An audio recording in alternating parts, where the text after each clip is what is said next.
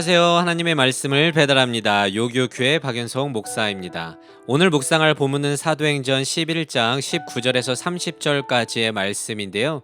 제가 20절에서 26절까지 봉독하고 함께 묵상하도록 하겠습니다. 그 중에 구브로와 구레네 몇 사람이 안디옥에 이르러 헬라인에게도 말하여 주 예수를 전파하니 주의 손이 그들과 함께 하심에 수많은 사람들이 믿고 주께 돌아오더라.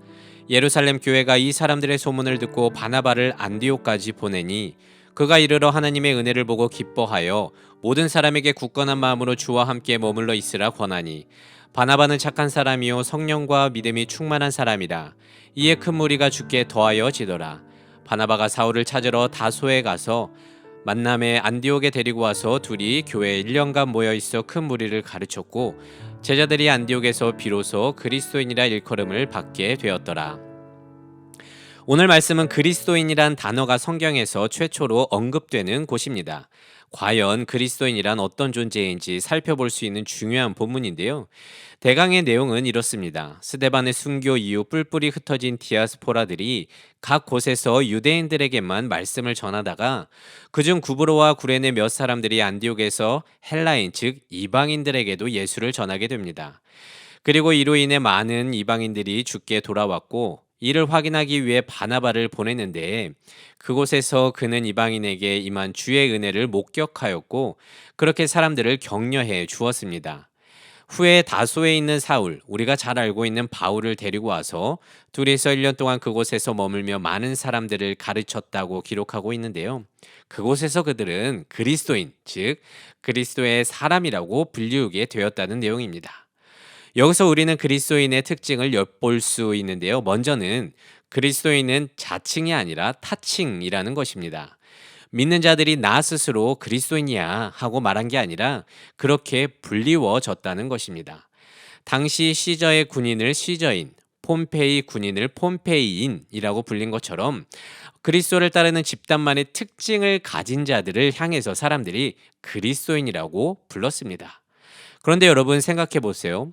타인에 의해서 불려질 정도라면 그 특징이 어떠해야 했을까요?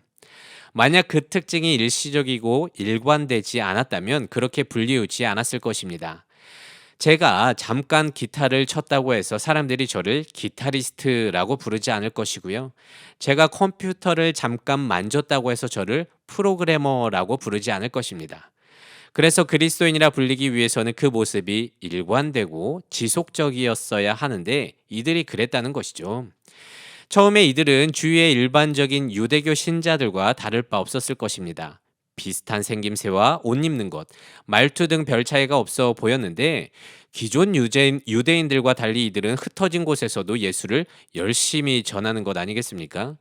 이게 기존의 사람들과 다른 이들만의 독특한 특징이었다는 것입니다. 그런데 더 생각해 봅시다. 예수만 전한다고 해서 모두가 그리스도인이라고 불리웠을까요? 절대로 그렇지 않았을 것입니다.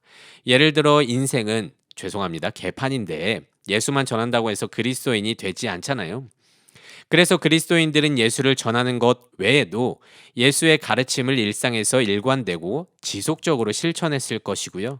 그런 모습들이 다른 사람들과 구분되는 이들만의 특징이 되었을 것입니다. 그렇다면 그 주님의 가르침은 무엇이었을까요? 여러분들도 너무 잘 알고 있듯이 그것은 성경에 기록되어 있는 말씀입니다. 몇 가지만 예를 들어보겠습니다. 주님은 서로 사랑하라고 하셨습니다. 사랑, 하나님을 가리키는 상징적인 단어죠. 주님은 제자들과의 마지막 만찬에서도 내가 너희를 사랑한 것처럼 너희도 사랑하라고 권면했습니다. 그런데 사랑하니까 세상 사람들도 하는 그런 사랑 같지만 이 사랑은 원수도 사랑하는 사랑입니다. 70번씩 7번도 용서해주는 사랑이고요. 죄인들을 위해 십자가에 못 박혀 돌아가신 희생의 사랑이기도 합니다. 그리고 이런 사랑은 세상의 것과 확연하게 구분이 됩니다. 또한 주님은 항상 제자들에게 낮아지라고 그리고 섬기라고 하셨습니다. 무엇보다 자신이 이 땅에 온 이유를 섬김을 받으려 함이 아니라 도리어 섬기려 하고 많은 사람들을 위해 대속물로 오셨다고 말씀하셨잖아요. 그리고 제자들이 누가 큰 자인지 다툴 때에도 어린아이와 같은 자가 되라고 하셨습니다. 세상은 섬김을 받기 위해 큰 자가 되라고 가르치지만 주님은 그러지 않으셨습니다. 그리고 이런 말씀을 믿고 순종하는 자가 세상과 구별되는 그리스도인의 모습인데, 시간상 이 정도밖에 말씀을 못 드리지만 이와 같이 세상과 다른 주의 가르침을 일상에서 일관되고 지속되게 실천했더니 사람들이 그리스도인이라고 불렀다는 것입니다. 현재를 살아가는 우리들은 어떻습니까? 우리는 타인에게 그리스도인이라고 불리우고 있습니까? 야, 쟤는 믿는다고 하더니 확실히 다르구나 하는 말을 듣습니까? 아니면 야, 너 교회 다녔어? 하는 말을 듣거나 네가 무슨 믿는 자냐? 하는 말을 듣습니까? 여러분, 아무리 교회를 열심히 다닌다고 해도 그리스도인만의 특징이 내 삶에 없다면 우리는 결코 그리스도인이 되지 못할 것입니다. 그래서 오늘 말씀을 묵상하면서 나의 삶을 천천히 돌아보기를 원합니다. 나는 주위 사람들을 향해 예수의 이름을 전하면서 주님의 가르침을 일상에서 순종함으로 잘 실천하고 있습니까?